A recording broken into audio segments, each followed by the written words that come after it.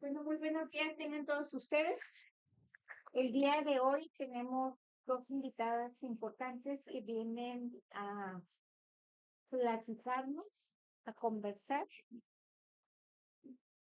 No.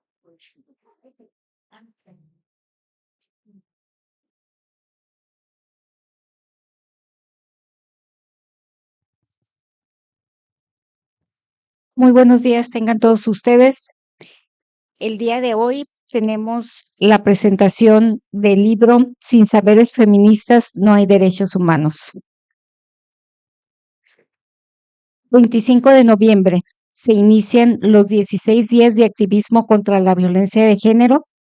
Es una campaña internacional que se celebra del 25 de noviembre al 10 de diciembre, enfocándose en la erradicación de la violencia contra las mujeres y las niñas. La campaña de activismo comienza el 25, que es el Día Internacional para la Eliminación de la Violencia contra las Mujeres, y se extiende hasta el 10 de diciembre, Día de los Derechos Humanos. Esta iniciativa fue lanzada en 1991 por activistas del Centro de Liderazgo Global de las Mujeres y ha crecido para incluir a organizaciones y gobiernos de todo el mundo. Su objetivo es exigir la prevención y eliminación de la violencia contra las mujeres y las niñas. Cada año se elige un tema específico que guía las actividades, el enfoque de la campaña. Por ejemplo, para este 2025, el tema se va a centrar en la violencia digital, destacando cómo los espacios digitales pueden convertirse en entornos de acoso y abuso. Algunas estadísticas relevantes. A nivel global, se estima que 1 de cada 3 mujeres ha experimentado violencia física o sexual a lo largo de su vida. En América Latina, los feminicidios son alarmantes, con más de 10 mujeres asesinadas al día en México debido a su género. Estas estadísticas subrayan la urgencia de la campaña y la necesidad de un cambio significativo en la sociedad.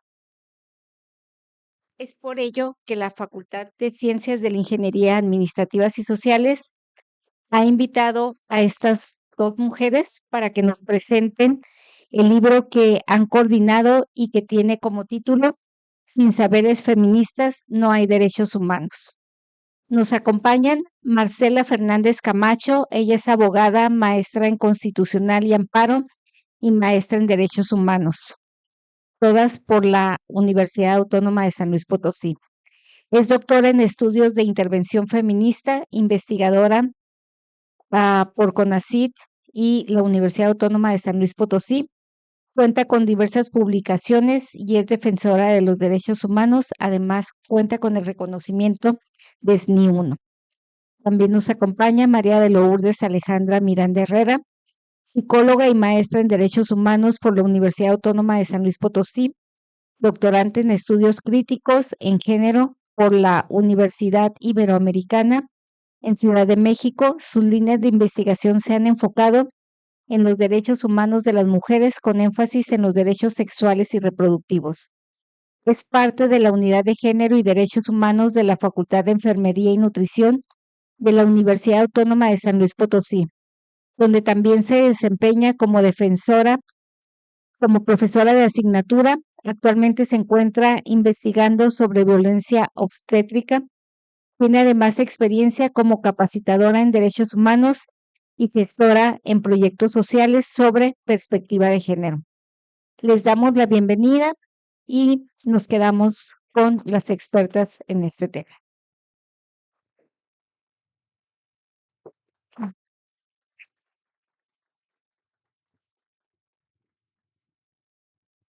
Bueno, muchas gracias. Muy buenos días a todas y a todos. Nosotras estamos muy contentas por poder compartir este espacio con ustedes el día de hoy. Eh, Quisiéramos saber, por acá hay estudiantes de Derecho.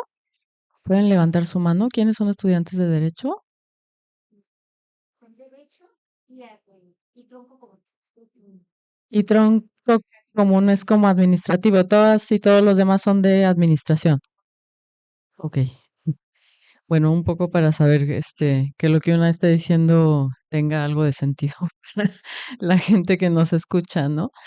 Em, como un poco como ya les estaba comentando la colega, nosotras, bueno, yo soy abogada, Lourdes es psicóloga, también creo que nos interesa compartirles que no nada más trabajamos desde el punto de vista académico, haciendo como esta producción de conocimiento que pone en el centro las experiencias y los saberes de las mujeres, sino que también somos activistas feministas, ¿no? Porque la investigación feminista, que es un poco la base de este libro, pues es una que se hace todo el tiempo con un pie en el activismo y el otro en la academia o en la producción de conocimiento. No sé, comienzo como contándoles un poco cómo se compone este libro. Este libro es una idea que surgió, bueno, está en el marco también de un proyecto que tiene que ver con el giro epistemológico. Es un proyecto de la Secretaría de Ciencias, Humanidades y Tecnología. Pero nos parece interesante comentarles que el libro también tiene una composición que tiene que ver con la manera en la que trabajamos las feministas, y esto quiere decir que el libro está compuesto como por una serie de capítulos que sí son producciones académicas formalmente, y se nutren de distintas disciplinas como el derecho, como la psicología. Hasta por ahí hay un capítulo que tiene que ver con el análisis de personajes de unas películas por ahí de Marvel.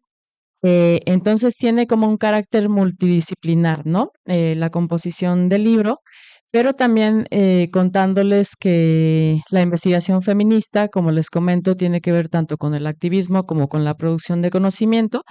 También el libro está compuesto por algunos textos que han escrito grupos o personas que nosotras o que las escritoras de este libro han acompañado a lo largo de nuestra trayectoria activista o de defensa de derechos humanos. Entonces, por ejemplo, el libro también tiene textos que están escritos por colectivos de madres buscadoras.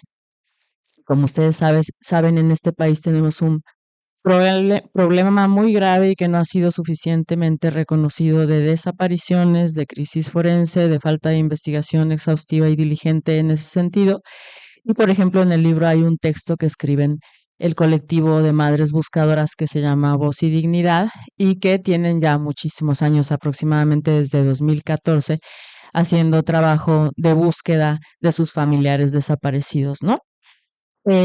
Como en el libro también se puede ver acompañamientos feministas que tienen que ver con mujeres privadas de la libertad, en los que, por cierto, por ejemplo, mi colega Lourdes y yo hemos participado.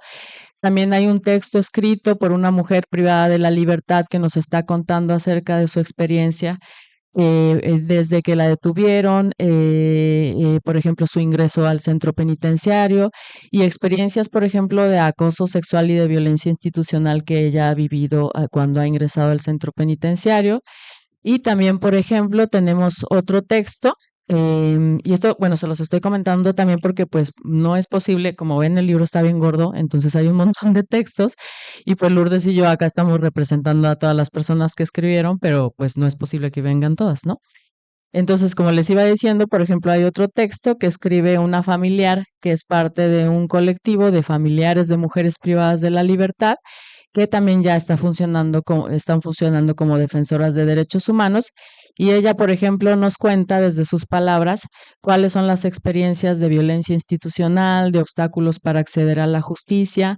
Nos cuenta las experiencias, por ejemplo, que reflejan uno de los nudos críticos de la desigualdad de género, que tiene que ver con la desigual distribución de los cuidados, ¿no? O sea, por ejemplo, cuando las mujeres privadas de la libertad tienen hijos e hijas, y generalmente, yo les puedo decir, por ejemplo, las personas que acompañamos en San Luis Potosí, la mayoría de las mujeres que están privadas de la libertad tienen hijos pequeños, ¿no? Y ellas, por la desigualdad de género, siguen siendo las principales cuidadoras de esos niños y niñas. Entonces, por ejemplo, cuando ellas entran a la cárcel, ¿quiénes cuidan a esos niños y a esas niñas? Ujú.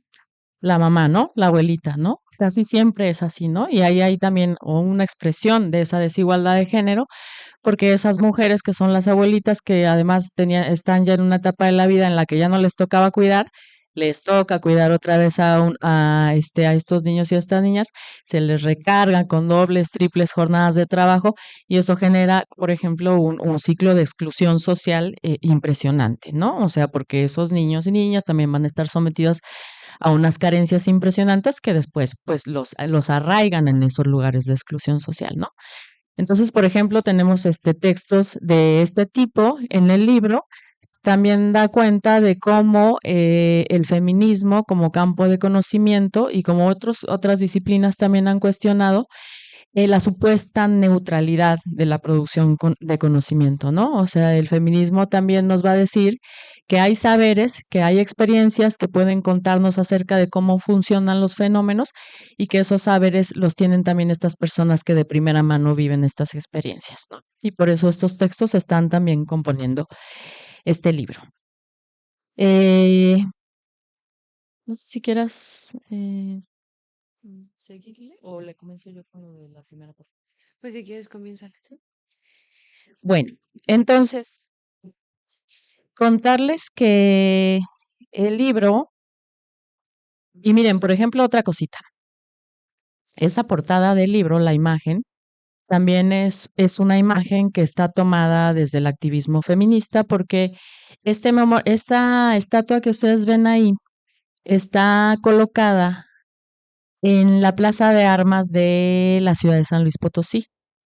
Colocar esta estatua fue todo un proceso de lucha política del movimiento feminista y de familiares de víctimas de feminicidio, porque pues como ustedes podrán adivinar, hay una enorme resistencia por parte del gobierno del estado, por lo menos del de San Luis Potosí, a lo mejor el de Baja California sí reconoce las fallas y que tienen en su administración de justicia y etcétera, pero por lo menos en San Luis Potosí hay una resistencia enorme a reconocer el problema, a reconocer los obstáculos para acceder a la justicia y etcétera.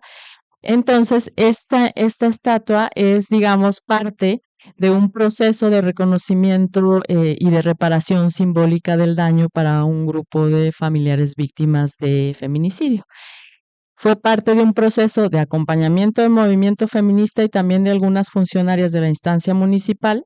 Y la estatua representa a una víctima directa de feminicidio, que es Carla Póntigo, eh, que por cierto todavía no puede acceder a la justicia, como muchos de los procesos que viven las mujeres víctimas de feminicidio y sus familiares han pasado más de 10 años y Carla todavía no puede acceder a la justicia porque hubo por ahí cantidad de irregularidades en el debido proceso, hubo reposiciones de procedimiento. Entonces, para no hacerles el cuento largo, por ejemplo, ese proceso va en que se repuso el procedimiento y está librada una orden de aprehensión y el perpetrador se fugó, ¿no?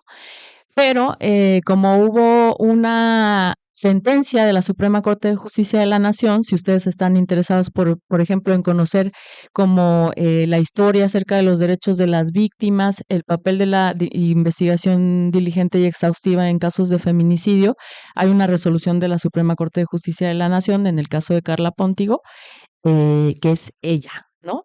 Entonces, hubo una gran lucha para que se pudiera colocar esta estatua en la Plaza de Armas de la ciudad de San Luis Potosí, y esta estatua es un recordatorio diario para los gobernantes de que no ha habido justicia para las víctimas de feminicidio. Y quisiera leerles lo que dice acá en el libro acerca de esa portada. La imagen corresponde al memorial para víctimas de feminicidio que lleva por nombre Carla y fue colocado en Plaza de Armas de la ciudad de San Luis Potosí el 14 de mayo de 2021. Es resultado del impulso de la señora Esperanza, madre de Carla Póntigo, y de un grupo de familiares de víctimas del Estado. Es la memoria viva de sus hijas y de su lucha por la justicia y un permanente recordatorio para las autoridades de su gran deuda en torno a la justicia, verdad y reparación integral para todos los casos de feminicidio en San Luis Potosí. Y bueno, ya pasando a la composición del libro, quiero decirles que tiene 3 partes y una introducción. La introducción se llama Umbral, desobediencias epistemológicas feministas. La primera parte es la trama de deseo, cuerpos y autonomía. La segunda parte se llama Cuidar la vida, subvertir el mundo y la tercera parte se llama Violencias, Justicias y Memorias que resisten. Entonces, yo les voy a contar un poquitito de la primera parte que tiene que ver con las desobediencias epistemológicas feministas y resumidamente aquí hay un par de capítulos que escribimos dos profesoras que estamos en la maestría en Derechos Humanos de allá de la Universidad Autónoma de San Luis Potosí y que más o menos colocamos cuáles son los principios epistemológicos desde los que el feminismo produce conocimiento y bueno, específicamente también la relación que tienen estos principios epistemológicos a la hora de abordar el fenómeno del derecho como no solamente como un conjunto de normas, sino también como un discurso social, ¿no?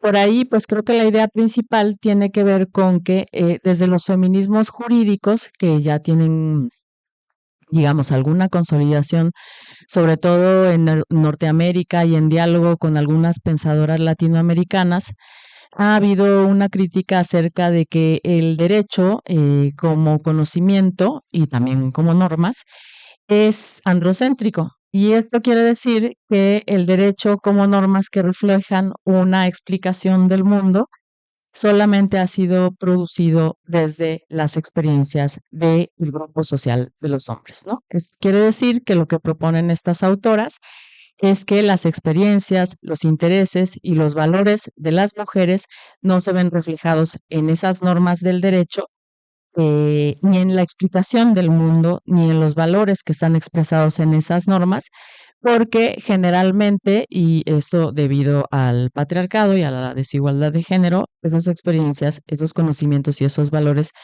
producen las mujeres no tienen valor social, ¿no? Que eso es un poco como la crítica que ha hecho el feminismo también desde la epistemología, ¿no? Entonces, en ese sentido, por lo que pugnan los feminismos jurídicos es precisamente hacer esta crítica del androcentrismo del derecho, pero también proponer pues que eso cambie, ¿no? Y que el derecho regule también esas experiencias de las mujeres, esos intereses y esos valores de las mujeres. Y les voy a poner un ejemplo que a mí me ha parecido muy claro en los últimos años y que es relevante, ¿no?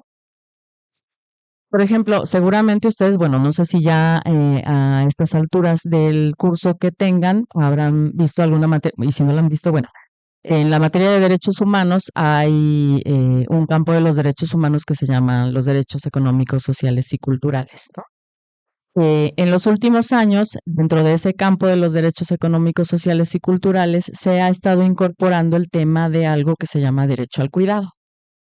Los derechos humanos, como ustedes saben, pues por lo menos podemos retrotraernos hasta la primera mitad del siglo pasado que emergieron y pues los más populares son los derechos civiles y políticos, ¿no? O sea, el derecho a la libertad, el derecho a la igualdad, estos derechos, ¿no? Después hubo como un reconocimiento paulatino, específicamente en los 60, por ejemplo, que hubo el protocolo de los derechos económicos, sociales y culturales y se fueron reconociendo otros derechos que tienen más que ver con la reproducción de la vida, ¿no? O sea, por ejemplo, con el trabajo, etcétera, ¿no? Con la educación, con la salud.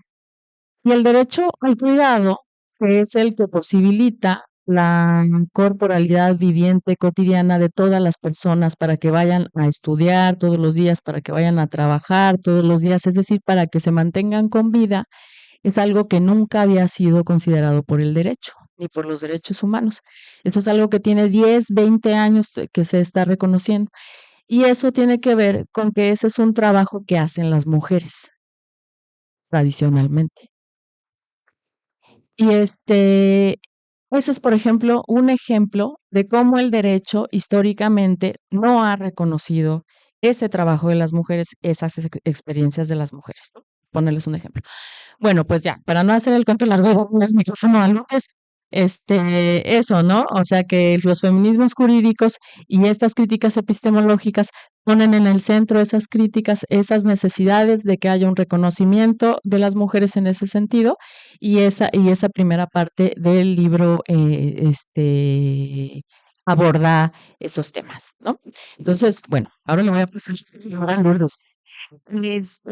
Bueno, un gusto estar aquí con ustedes. Pues Marce ya les platicó un poquito de cómo está conformado el libro.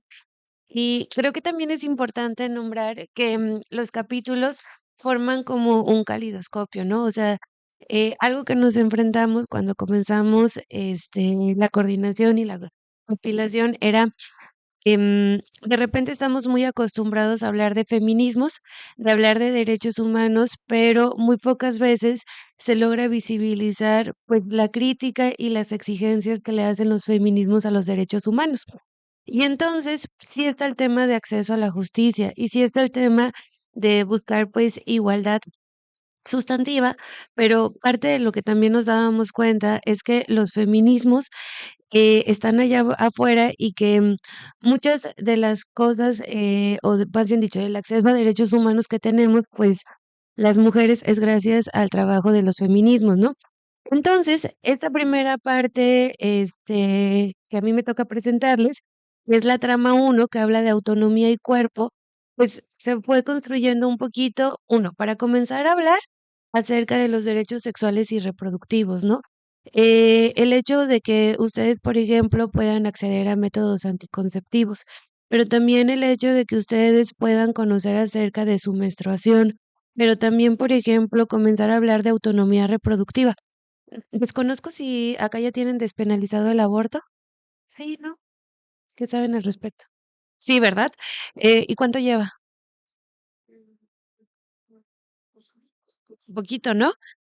Y entonces en esta parte, este primer tomo comienza a hablar de, pues, implica pensar los derechos humanos, pero no a partir de esta exterioridad, sino a partir del cuerpo, ¿no? Y el cuerpo específico de las mujeres. Entonces, en esta parte van a poder leer acerca de los derechos sexuales y reproductivos, acerca de la justicia reproductiva, pero también van a poder leer acerca de el deseo, ¿no? O sea, y cómo de repente no nos enseñaron que también somos cuerpos deseantes, ¿no? Y que tenemos derecho a poder nombrar este deseo.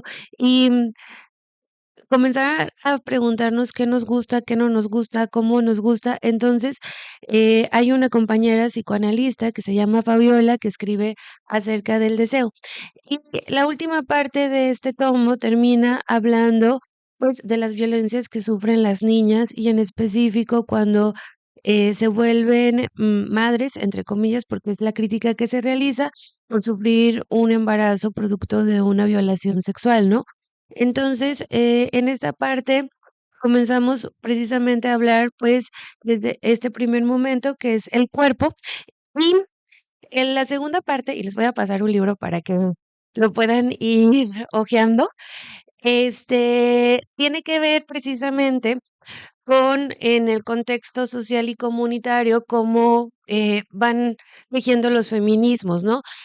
Sí, hablar como de violencia, pero también hablar, por ejemplo, de los aportes que los feminismos tienen para hablar de tecnología, para hablar, ya les platicó Marcela, del cine, desde un abordaje, pedagógico.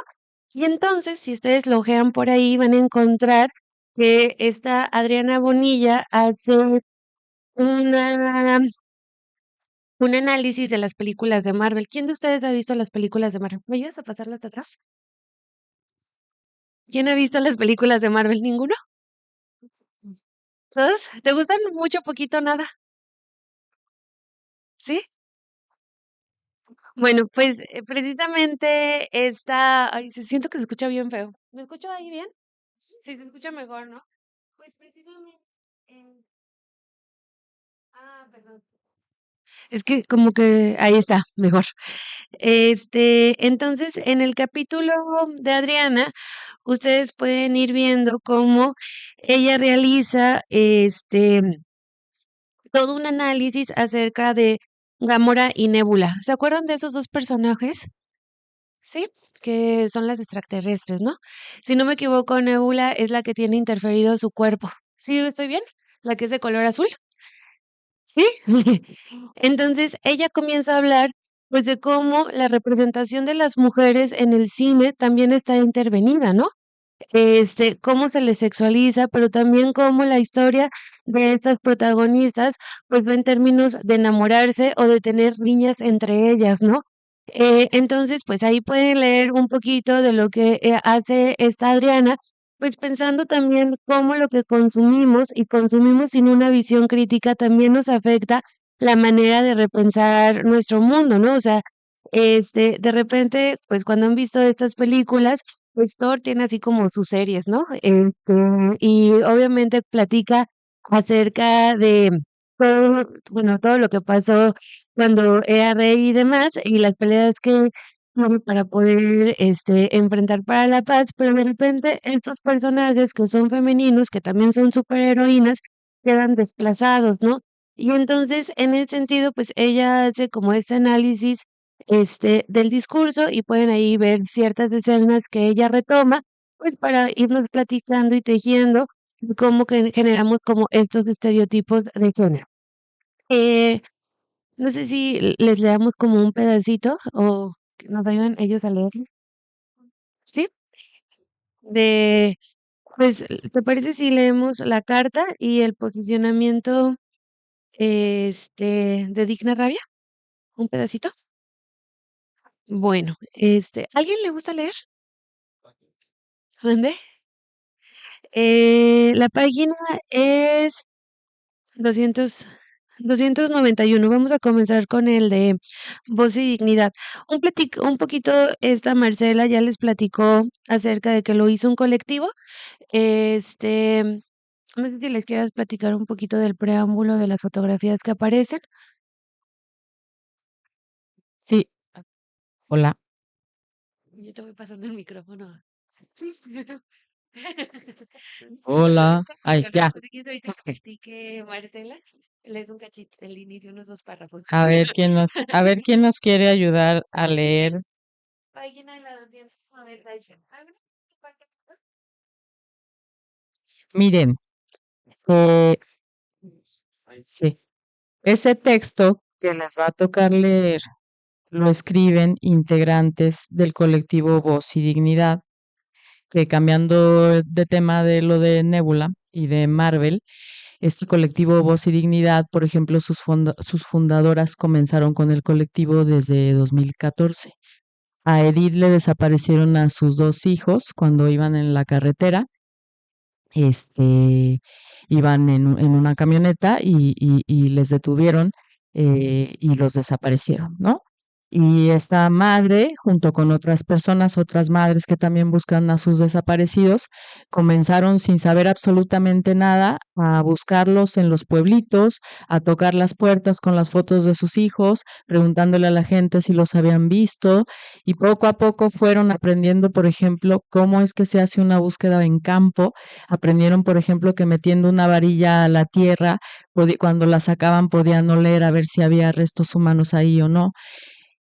Todo eso que estas familiares han ido viviendo poco a poco y han ido aprendiendo, además ha contribuido a fortalecer los conocimientos del Estado, porque el Estado mismo aprende de ellas, porque como ellas fueron las que empezaron a buscar, eso ha contribuido, por ejemplo, a los protocolos, ¿no? Pero también tienen una labor pedagógica porque estas madres, al ver que hay muchos familiares buscando a sus desaparecidos, también ellas comenzaron a decirles, vente con nosotras y con nosotras vamos a aprender a hacer las búsquedas, vamos a aprender a hacer los trámites que hay que hacer y etcétera, etcétera, ¿no? Desde el punto de vista del feminismo, esto es una labor de cuidado, porque las madres lo que hacen es extender ese cuidado que hacían cotidianamente de sus hijos a la labor de buscarlos, ¿no?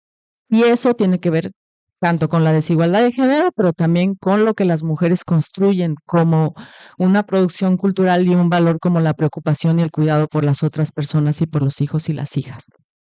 Entonces, pues sobra decir, seguramente ustedes saben que los colectivos de madres buscadoras pues constantemente se exponen como a una frustración muy terrible porque en este país vivimos una crisis forense, es decir, tenemos 130,000 personas desaparecidas, pero al mismo tiempo hay aproximadamente 50,000 cuerpos en las morgues y en otros lugares que no están reconocidos y reconocidas, y eso es porque no tenemos unas instituciones forenses que se den abasto, ni hay financiamiento, ni hay políticas públicas adecuadas, ¿no? Entonces, esto se los estoy contando porque el texto es como fuerte, ¿no? O sea, porque las madres nos hablan desde sus corazones y desde la entraña, ¿no? Desde la entraña de enfrentarse todos los días a estas dificultades, de vivir con el dolor de no poder cerrar un duelo porque no tienen un cuerpo al que velar, al que enterrar. Y entonces eso es lo que se va a ver reflejado en el texto que nos va a leer. ¿Quién quiere leer el texto?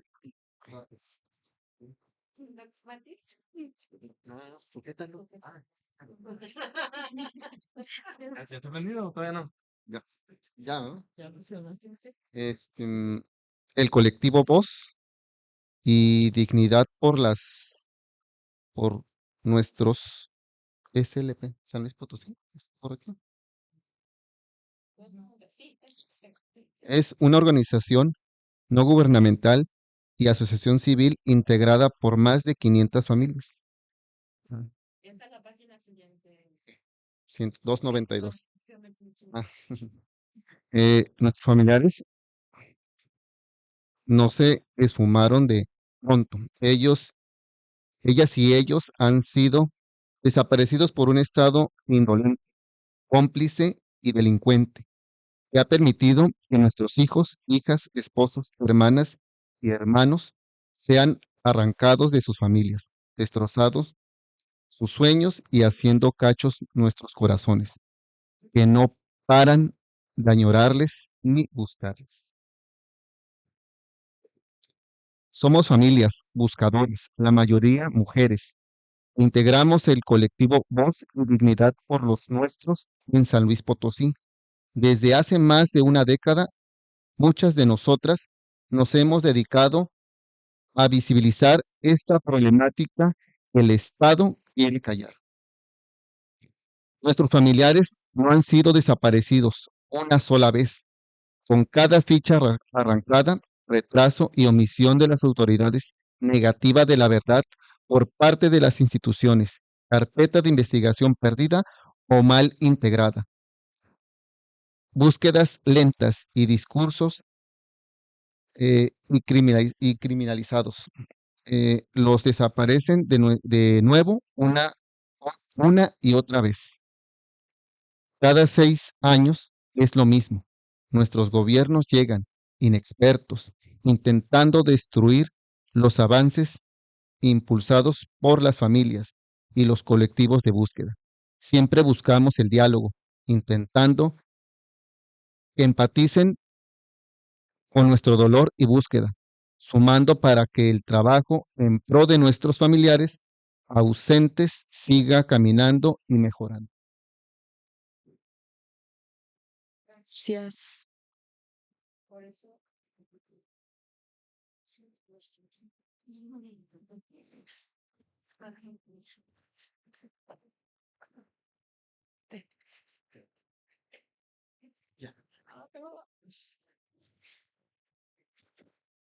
Sí, ya, ya.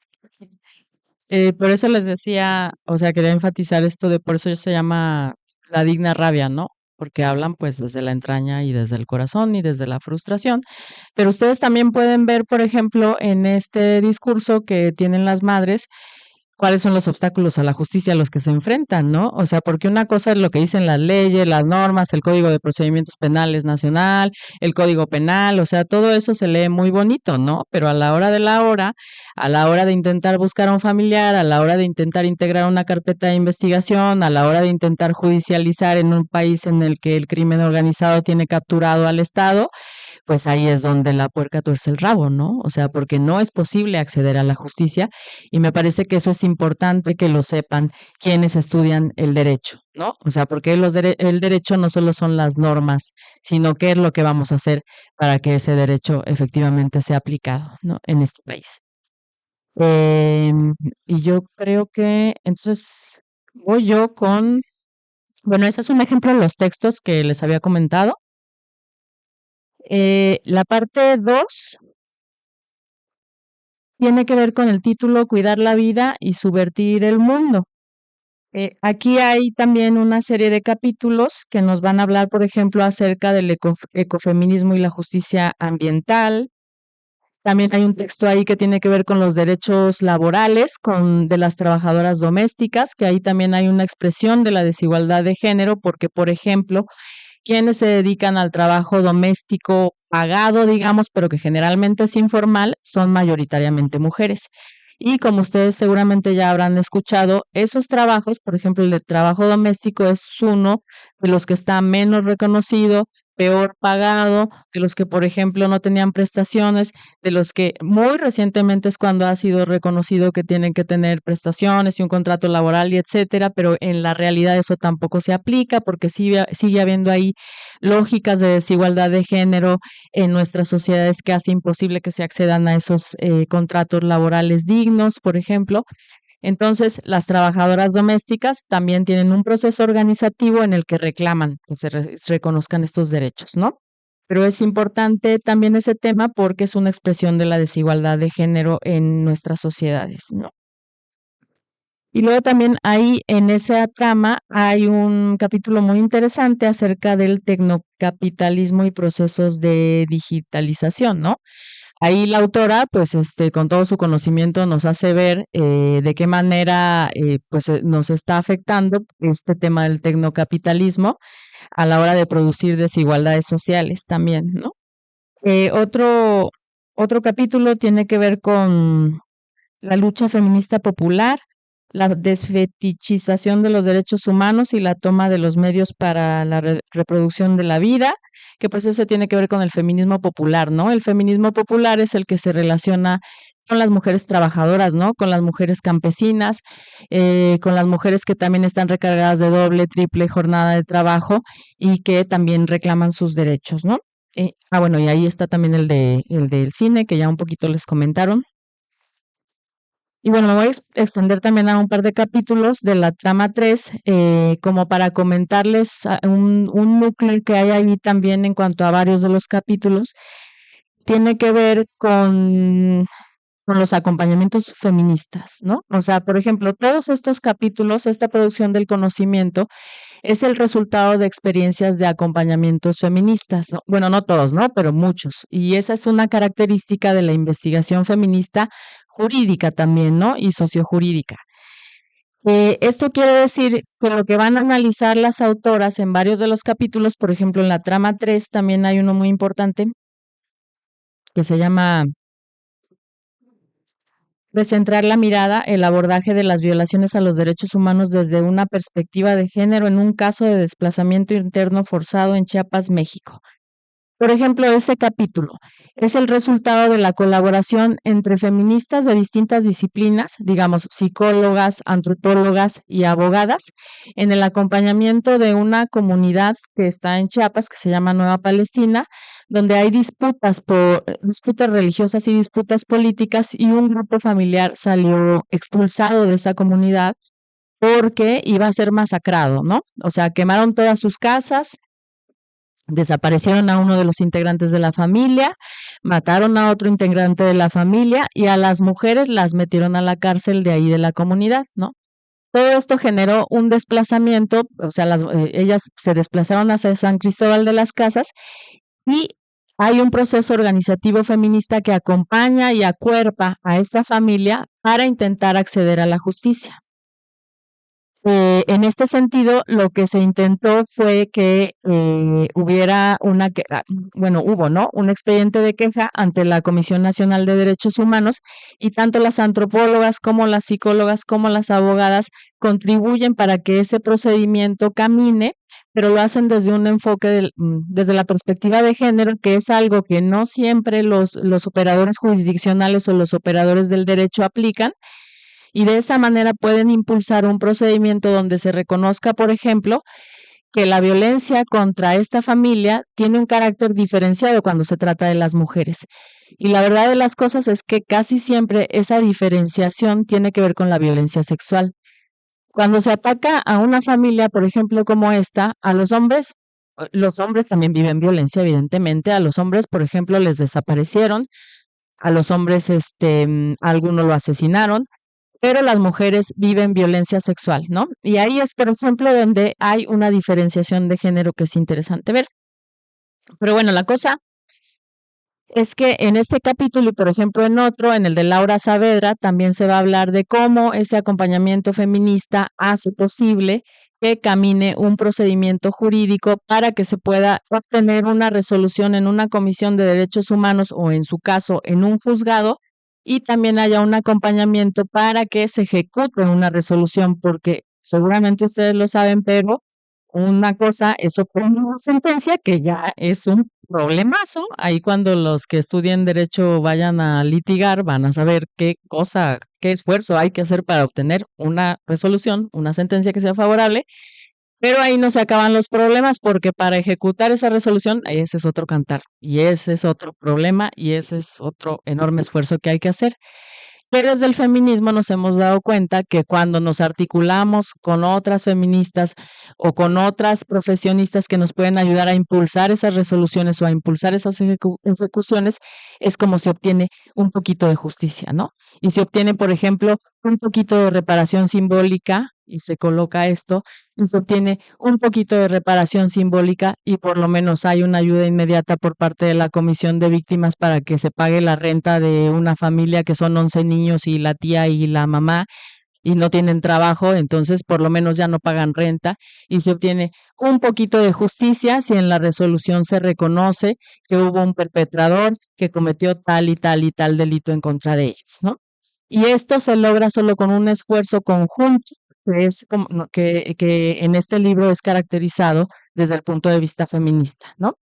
Y hay como varios capítulos que abordan ese tema, que abordan ese proceso, que abordan esa manera de eslabonar esos esfuerzos por parte de distintas disciplinas y distintas compañeras en un acompañamiento con las familias para buscar justicia, para hacer posible que el derecho opere en la realidad y que opere de una manera diferenciada desde el punto de vista de género y que se obtenga un poquito de justicia para las personas de carne y hueso, ¿no? De la vida real, de todos los días. Eso un poquito y no sé. Pues no sé, dicho, no sé si tengan alguna duda, comentario. Sí. Bueno, hicimos como un super Sí. Entonces, ven, este libro está bien gordo. Entonces, no sé, ahora abrimos el espacio a que tengan alguna pregunta. Es importante cualquier pregunta que queramos hacer, estudiantes de Derecho, estudiantes de Administración, público en general. Adelante, maestro. Una pregunta. Bueno, me imagino que ustedes tienen, pero para la inscripción de la presentación del libro pública, ¿cuáles han habido prácticas?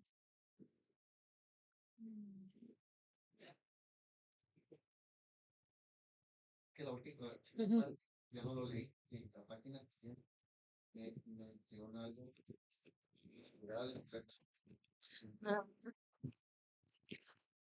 Ah, de la Carta de Voz y Dignidad. Es que, ay,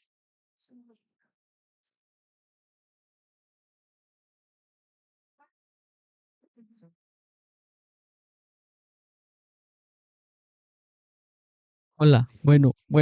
¿Sí? Ah.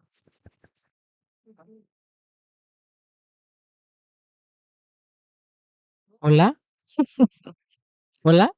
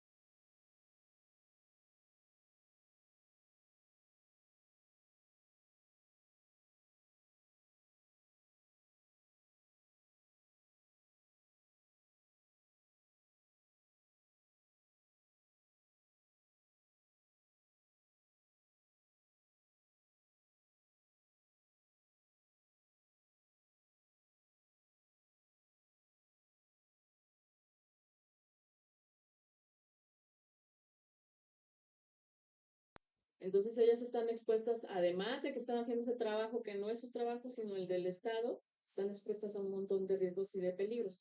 Y esto que se comenta ahí es en el marco de esas circunstancias. No, la verdad es que no hemos tenido obstáculos porque precisamente está enmarcado en un proyecto de la Secretaría de Ciencia, Humanidades y Tecnología, que aborda el tema del giro epistemológico, y pues parte de ese giro epistemológico tiene que ver con los conocimientos feministas, ¿no?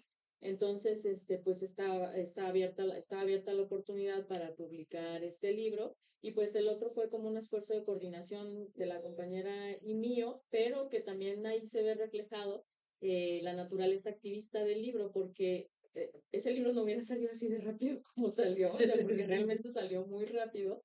Y fue así porque como tenemos redes, esas redes obedecen a la labor activista. O sea, cuando una cotidianamente está acompañando, defendiendo derechos humanos, haciendo activismo, tiene una red muy importante de compañeras, de colectivos, de organizaciones, de las que son integrantes también en las autoras, que se articulan de una manera rápida cuando se convoca para algún proyecto que es importante.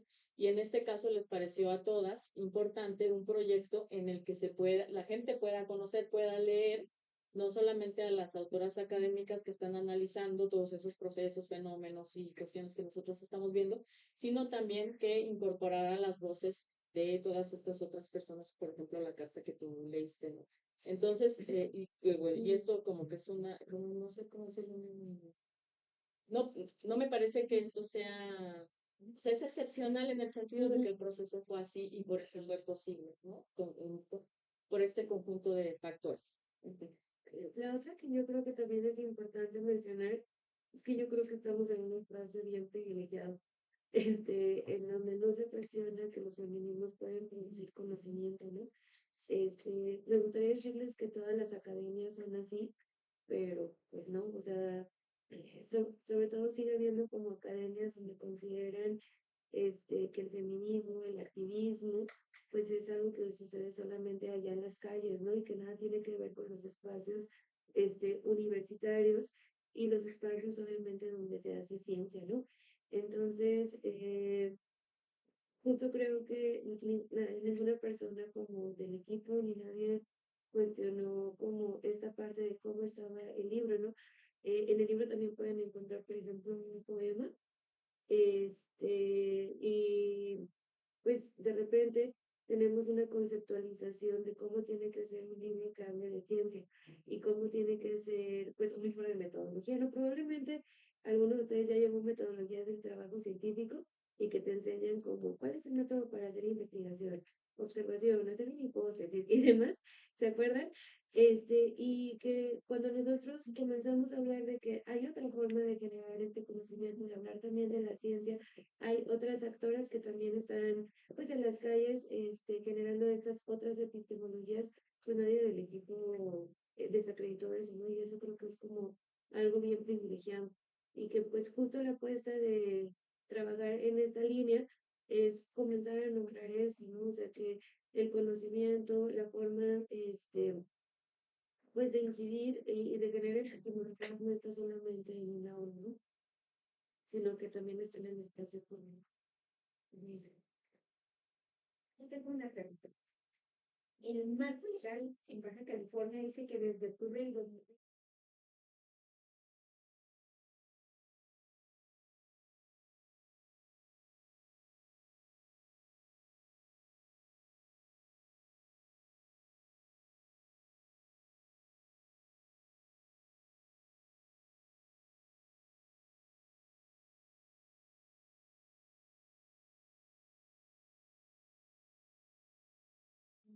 establecido por la ley, yo puedo ir y solicitar. ¿Qué tendríamos que hacer para hacer valer los derechos humanos para que se afecte penal? Por ejemplo, Digo, desconozco cómo está acá, pero lo que tendríamos que estar viendo primero es si solamente está fuera del Código Penal o si se incluyó en la ley de salud. Si se incluyó dentro de la ley de salud, lo que se modificó es que ustedes pueden ir a las instituciones yo espero que tengan seguro universitario, ¿no? Ustedes pueden ir a las instituciones y pueden recibir el acompañamiento. Y que esté en la ley de salud no solamente implica el acompañamiento, sino el suministro de medicamentos. Ahora, lo cierto es que la despenalización, por medio del código, o sea, que lo quiten de que si ustedes llegan a abortar, no ir a la cárcel o no tener alguna multa, no quita como la despenalización social, ¿sale? En donde se sigue como estigmatizando a las mujeres que deciden decidir sobre su reproducción. Y entonces esta estigmatización social es la que todavía falta por trabajar. Y esta estigmatización también lo podemos ver pues en el personal de salud que de repente no brinda información completa o acompaña de manera violenta y pues por muchos discursos que está allá afuera. Lo segundo que creo que es importante nombrar es que no podemos hablar de autonomía reproductiva si no hay una justicia social. Mientras siga habiendo mujeres que no pueden acceder a una educación integral y no solamente una educación sexual integral, sino que puedan, pues desde que son pequeñas, estudiar lo que ellas quieran, tener como educación de calidad, pero también, por ejemplo, tener acceso a un buen trabajo, acceso pues a agua, luz, y demás, pues es muy difícil que las personas vayan a poder decidir sobre sus procesos reproductivos, ¿no? Y normalmente estamos acostumbrados a ver la autonomía reproductiva o el derecho a decidir de manera individualizada, ¿no? O sea, como que es algo que le pasa al cuerpo de una mujer y sobre todo con este estigma social que sucedió porque no utilizaron un método anticonceptivo adecuado o en palabras como más feas, pues les valió, ¿no? Y no vemos como el carácter estructural. Entonces, para poder hablar de autonomía reproductiva, tendríamos primero que ver el carácter estructural y que se garanticen todos los derechos y en el pleno goce de derechos, pues uno se puede apropiar de estos derechos y decidir sobre su corporalidad. ¿Algo más?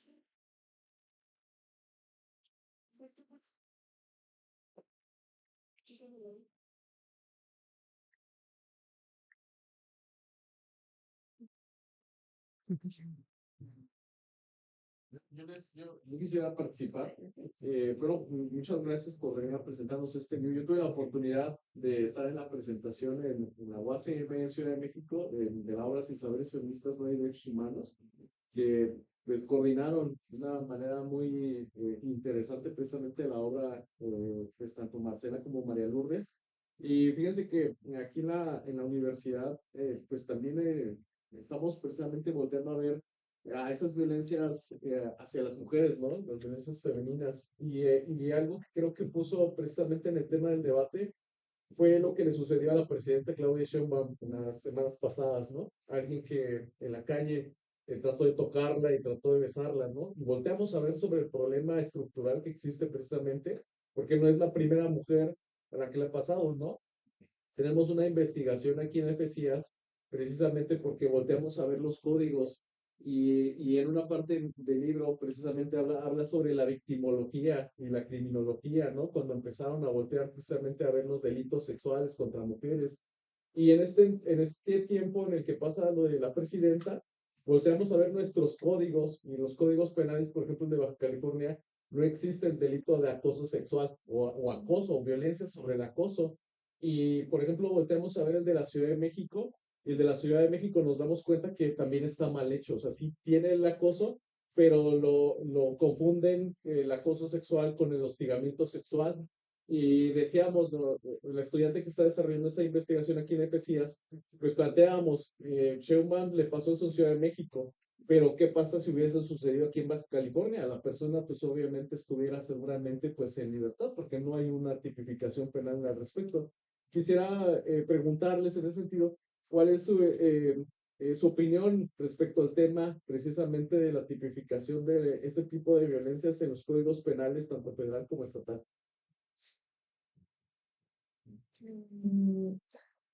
Es que ese tema es muy interesante en el campo de conocimiento feminista porque precisamente tiene que ver con cómo se incorporaron las mujeres a la criminología, ¿no? y las mujeres fueron incorporadas a la criminología, es decir, al estudio social de los crímenes, a través de la victimología. Es decir, entraron como víctimas primero las mujeres, y esto tiene que ver precisamente con la construcción de género. Es decir, uno de los dispositivos para construir el género es los binomios, ¿no? Las dicotomías que son jerarquizadas. Por ejemplo, a los hombres se les ve como sujetos activos, como sujetos agresivos, como sujetos que usan la violencia, y a las mujeres, por el contrario, se les ve como sujetos pasivos, ¿no? Entonces, esa es la razón por la que las mujeres entraron a la criminología desde la victimología, porque es fácil ver a las mujeres como sujetos pasivos, víctimas de delitos, de agresiones, de violencia, cosa que es cierta, ¿no?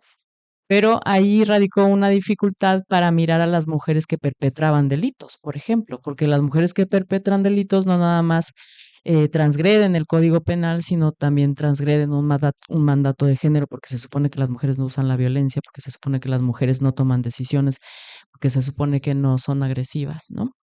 Entonces, volviendo al tema del acoso, pues efectivamente los delitos de violencia sexual fueron los delitos que en principio fueron los que empezaron a configurar la presencia de las mujeres en los códigos penales, ¿verdad? Pero ahí hay toda una discusión desde el campo de los feminismos, de la criminología feminista, porque nos estamos preguntando si el ámbito penal es el ámbito adecuado para la transformación de las conductas de las personas, ¿no? Y eso aplica también para el aborto. O sea, relacionándolo también con la pregunta de la colega, pues es que el aborto no debería estar en un código penal, ¿no? O sea, la autonomía en el cuerpo de las mujeres no debería de ser abordado por un código penal. A lo mejor por otra norma, ¿no? A lo mejor por otras reglas, pero no por las reglas penales, porque como ustedes saben, el derecho penal es el brazo extremo del Estado, es el brazo más riguroso del Estado, ¿no? ¿Y por qué? ¿Por qué tiene que estar ahí el aborto? Pues porque la necesidad de control del cuerpo de las mujeres es extrema en una sociedad que es patriarcal, ¿no? Pero bueno, volviendo al tema, deberíamos de preguntarnos si la solución para que los hombres dejen de acosar a las mujeres eh, tiene que ver con una amenaza de la sanción penal, ¿no? Creo que siempre la respuesta desde los feminismos es que lo que necesitamos es una transformación cultural de raíz, ¿no? Tiene que ver con que los hombres deberían, y no estamos hablando de que absolutamente todos los hombres en el universo y en el mundo mundial, sino que cuando hablamos de los hombres, hablamos de los hombres como grupo social, ¿no? Eh, ay, se me fue el avión. Pero sí, que la necesidad radica en que el grupo social de los hombres deje de ver a las mujeres como objetos, porque esa es la dicotomía, ¿no? En la dicotomía sujeto-objeto, los hombres son objetos y las mujeres son objetos. Entonces, ¿qué es lo que pasa? Pues, ¿qué fue lo que vio este hombre ahí en la calle cuando vio a la Sheinbaum? Pues no vio a la presidenta de la República, ni vio a la jefa suprema de las Fuerzas Armadas, ¿no? Como dijo ella también. ¿Qué vio? Vio una mujer. ¿Y qué es una mujer? Es un objeto. Entonces, ¿qué hago? Pues la puedo tocar. Si es un objeto, si es una cosa, pues yo la puedo tocar.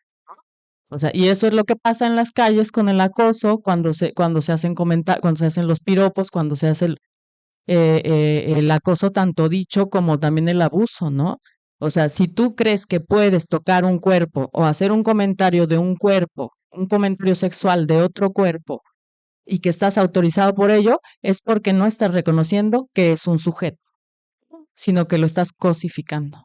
Entonces, eso fue pues, lo que pasó con la presidenta. Lo que pasa es que es espectacular, ¿no? O sea, es espectacular cómo la lógica de este hombre se redujo a que no estaba ni mirando ni una presidenta ni la jefa de las Fuerzas Armadas, sino un objeto, ¿no? Bueno, pero ese capítulo también es muy interesante, pues porque nos va a explorar, por ejemplo, la presencia de las mujeres en la criminología, cómo es que se aborda a las mujeres que son criminales, que han perpetrado delitos, cómo se vive de una manera diferenciada el proceso de criminalización, cómo viven de una manera diferenciada cuando están en la cárcel, ¿no? Las experiencias dentro del centro penitenciario también son diferenciadas, cómo los obstáculos a la justicia también se viven de una manera diferenciada precisamente por la desigualdad de género y etcétera, etcétera, ¿no? Pero sí también es un tema muy, muy interesante, sí. Creo que tenías una pregunta. Entiendo la figura de la presidenta, pero hace tiempo también observé algo, al menos fue mediático en televisión, David Monreal, algo hay una especie como de campaña política y toca también a una mujer, entonces observé que a partir de la presidenta pues hubieron voces, ¿no? Por ejemplo, Gutiérrez Müller, ¿no? La pareja del expresidente, que hubiera optado también con esa fuerza, con esa voz, hubiera preguntado también pues, al respecto, ¿no? Yo sé que es parte de su partido político, de su gente, de su política afines, pero también tienes que haber sido esa parte también directa, creo, ¿no? No sé cuál es eso. Sí, bueno, creo que es importante poner sobre la mesa que el patriarcado es un sistema de dominación, ¿no? No sé si, y como sistema de dominación, tiene un discurso y una ideología que opera a nivel del sentido común. Es decir, el sentido común es la interpretación del mundo que tenemos todos y todas, y esa interpretación del mundo pues es dominante, ¿no? Entonces, las figuras oprimidas dentro de esa sociedad que está permeada por ese sistema de dominación también funcionan y piensan en función de esa ideología, ¿no? O de ese sentido común. Entonces es cuando podemos entender por qué algunas mujeres, que son las que están colocadas en la pirámide social en la base o más abajo, coinciden a veces con esa ideología o con ese sentido común, o también acá podríamos pensar que como vivimos en ese sistema de dominación y que es una malla de poder, es una malla de relaciones de poder, también las mujeres están colocadas dentro de las instituciones, dentro de las estructuras, dentro de los organigramas, en una posición más abajo y que tienen que desplegar como una serie de tácticas y estrategias para poder sobrevivir en esos ambientes, ¿no? Entonces, a veces el silencio es la opción que tienen, ¿no? Y son esos dos factores, ¿no? O sea, no quiere decir que un montón de mujeres, por ejemplo, las mujeres que están atrapadas en círculos de violencia, es el problema de la naturalización de la desigualdad de género, ¿no?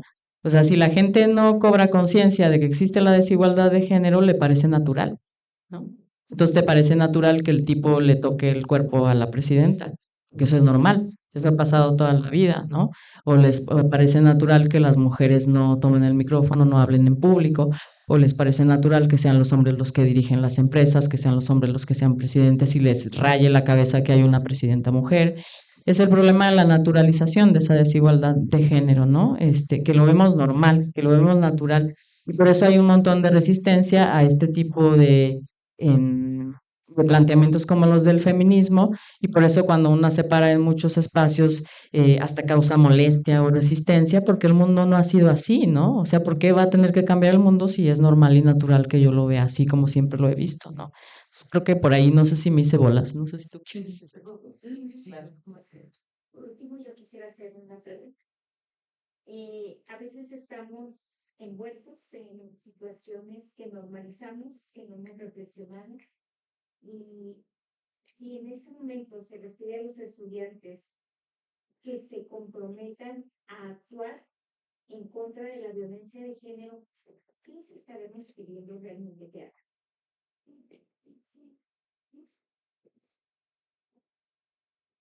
Pues yo creo que tiene que ver mucho mm, con el espacio social de cada uno, porque sus relaciones más íntimas.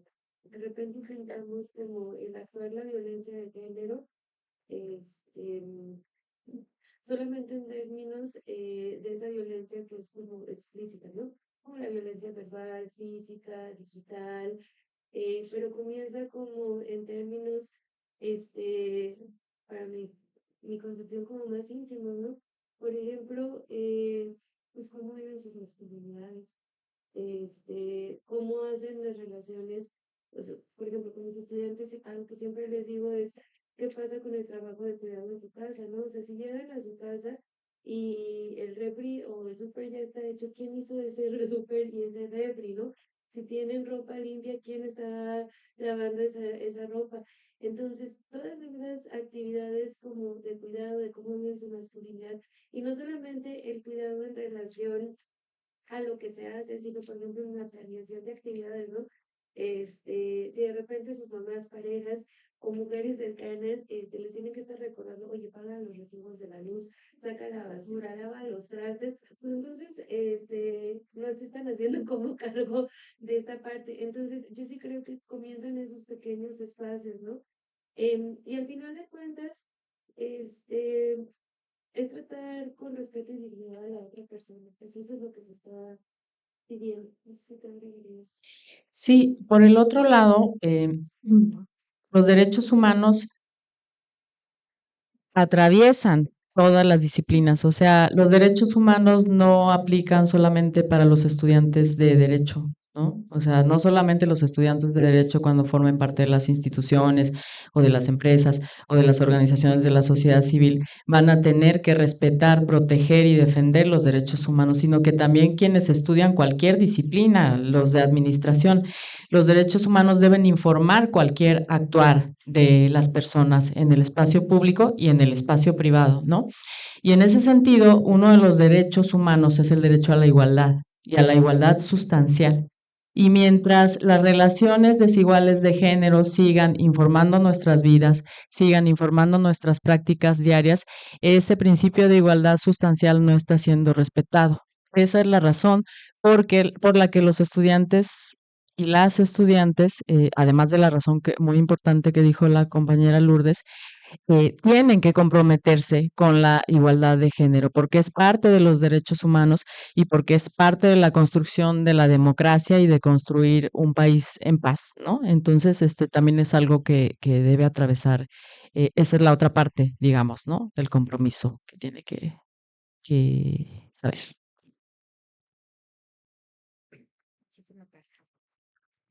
A continuación, me permitiré leer el agradecimiento que a la letra dice lo siguiente. Universidad Autónoma de Baja California, Facultad de Ciencias de la Ingeniería Administrativas y Sociales, Unidad Tecate, otorga el presente agradecimiento a por la presentación del libro Sin Saberes Feministas No hay Derechos Humanos, realizadas en el marco de la campaña Únete, 16 días de activismo contra la violencia de género, llevada a cabo el día martes 25 de noviembre del 2025. Atentamente, Tecate, Baja California, 24 de noviembre de 2025, por la realización plena del ser. Firma alcalce, doctor Mauricio Iván Vargas Mendoza. E invito al subdirector para que haga entrega de los dos agradecimientos.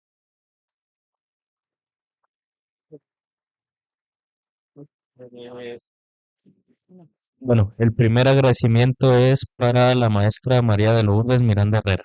Un aplauso, por favor. Y también para la doctora Marcela Fernández Camacho.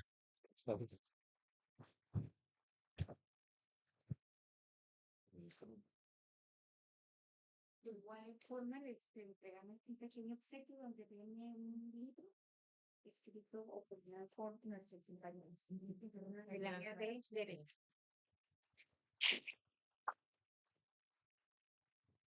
Gracias por escucharnos. ¿Qué hacemos con los libros? Los 16 días de activismo contra la violencia son una oportunidad crucial para unir esfuerzos y visibilizar la violencia de género, exigiendo un mundo donde las mujeres y niñas puedan ser libres de violencia y con dignidad. La participación de todos es esencial para lograr un cambio real y duradero en la lucha contra la violencia de género. Los invitamos a que sigamos reflexionando, que pasemos también al tendedero para vertir nuestra opinión y les invitamos a pasar a tomarse una fotografía que quede para el recuerdo de este día donde nos acompañan, pero sobre todo, sin saberes feministas no hay derechos humanos. Tenemos la obligación de capacitarnos, informarnos, independientemente de la carrera de donde procedamos. Muchas gracias. No tomamos. Encontrárselo más. Y las eliminamos, por favor, aquí.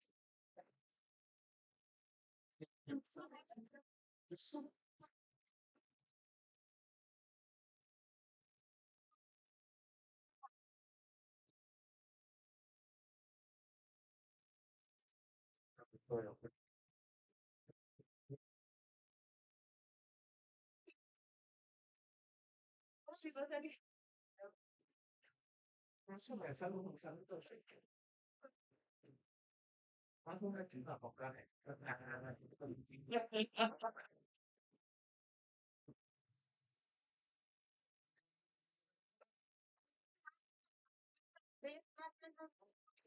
Por favor, chicos.